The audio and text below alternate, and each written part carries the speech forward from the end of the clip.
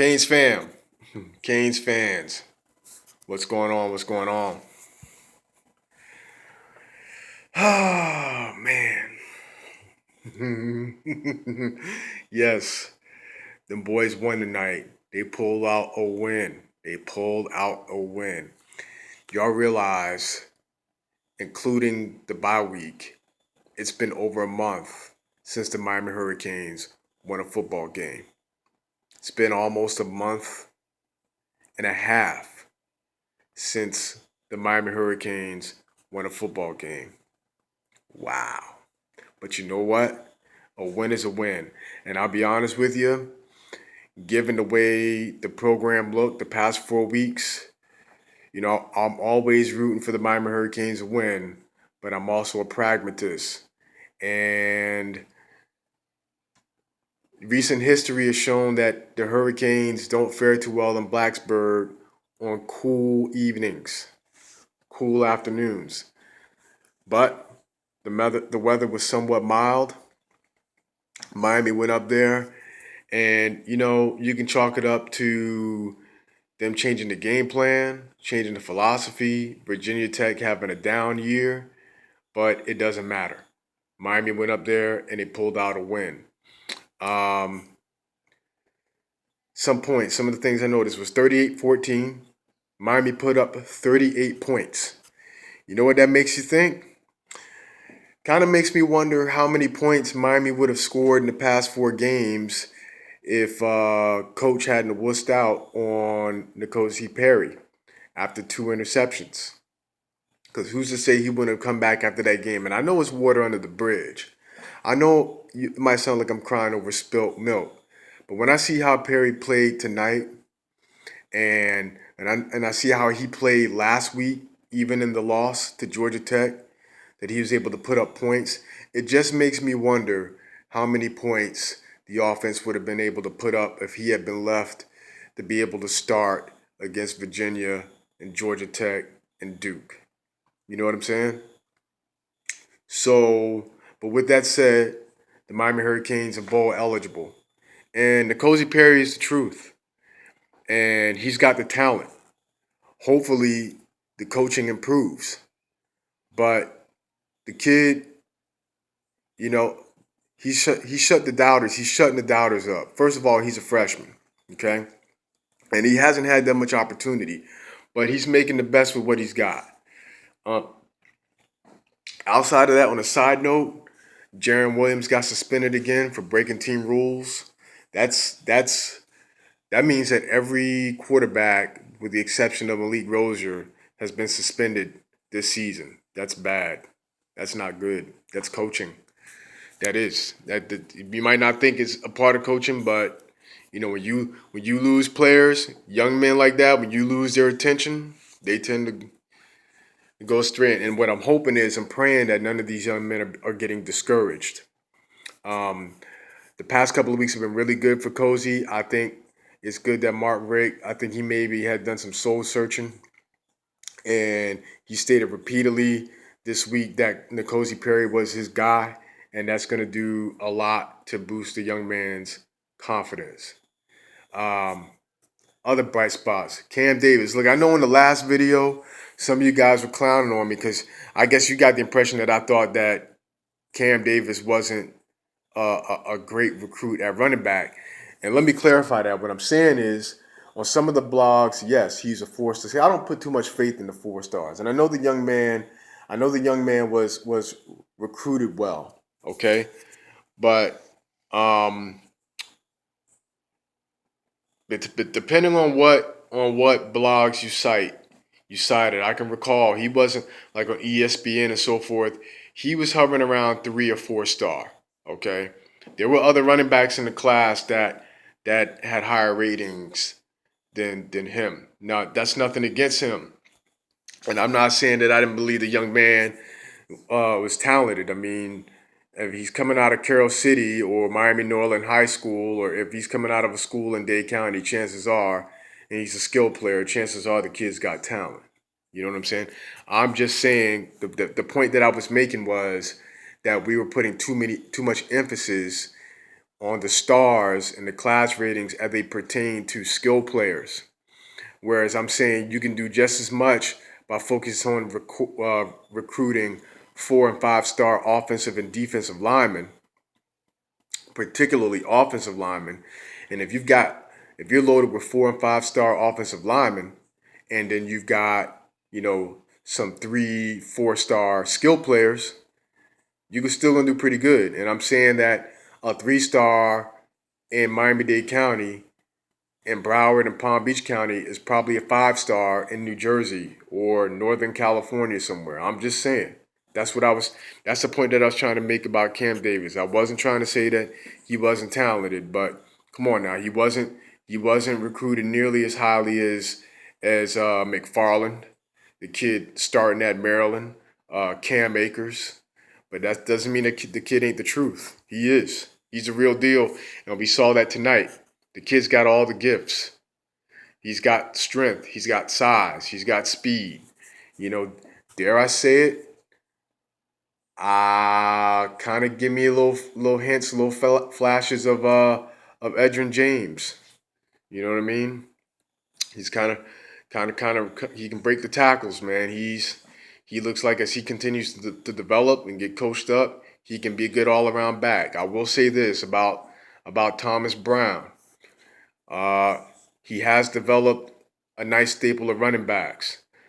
What's unfortunate is that his nice staple of running backs, they haven't had the opportunity to run wild because of the offensive line. And that's another point that I make today, that I'm going to make, that I noticed. The offensive line tonight, yes, we put up 38 points. And they did open up the lanes. I think the quarterback play was a big factor in masking some of the deficiencies of the offensive line tonight, because if you saw the same game I saw, especially early on in the game, a lot of those blocks were whiffed. I saw Virginia Tech defensive linemen blowing through double teams, getting double team blocked, and still, busting the block and going to make the tackle. I mean, I know I'm preaching to the choir, but I'm gonna say it every week until it improves. The offensive line's got to step up, man. And the good thing you got a guy out there named Perry. He's gonna get better. There's a couple of plays where he has some wide open wide receivers that he didn't see. Hopefully, as time marches on, he gets more experience. His field vision will improve. Uh, our tight ends, Brevin Jordan. I didn't get any update on Brevin Jordan or Will Mallory, um, but it was scary. It was scary that Brevin Jordan, hopefully he'll be ready next week against Pitt. Hopefully the injuries aren't too serious. If you guys know any updates about that before I find out, just put them down in the comments section. But with that said, you know, God bless those two. Hopefully that they're healthy and they can get back next week. But did you notice a difference in the offense when we couldn't use the tight ends? And we didn't have the tight end sets, and they kind of spread it out a little bit. We were moving the ball up and down the field, converting third downs. You know what I mean? And Virginia Tech's defense ain't bad. It's been their offense that's been the problem this season. They usually field a pretty decent defense all year. And Blacksburg, where Virginia Tech plays, Blacksburg is usually a tough place to play. So the fact that the Miami offense, once they went and kind of spread it out a little bit, that they were able to move the ball up and down the field, that's promising. Hopefully, Mark Richt will study that film and they'll say, hey, you know what? This actually works. Why don't we try this?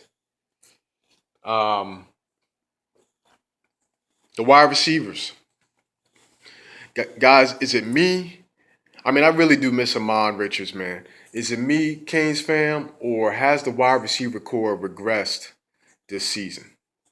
Because there was some blatant drops. Cager, old 50-50 Cager, man, drop some, catch some with Cager. I mean, he's built like Andre Johnson, but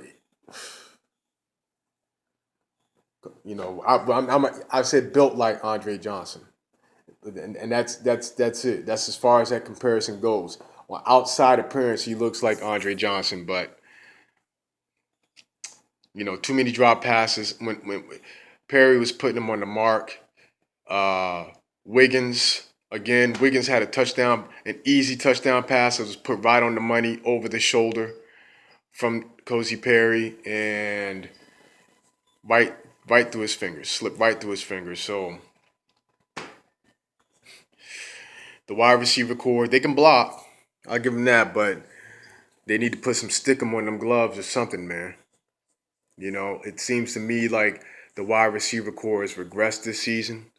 Um, and then speaking of the wide receiver core, why aren't we seeing more of Langham? And where in the world is Evidence Njoku? Um, they've recruited some wide receivers. It seemed like the true bright spot in our wide receiver core this season is Jeff Thomas. Once you get Jeff Thomas involved, Jeff Thomas is a threat, man. He's balling, he's doing his thing, but the rest of the wide receiver core, quite frankly, outside of Jeff Thomas and Brevin Jordan, Mallory had some nice catches today that since he was finally getting utilized up until his injury. But it seems like outside of those two or three, the wide receiver core has left a lot to be desired this season, and I think they've regressed. That's just my personal opinion. Uh, the defense, the defense does what it's going to do.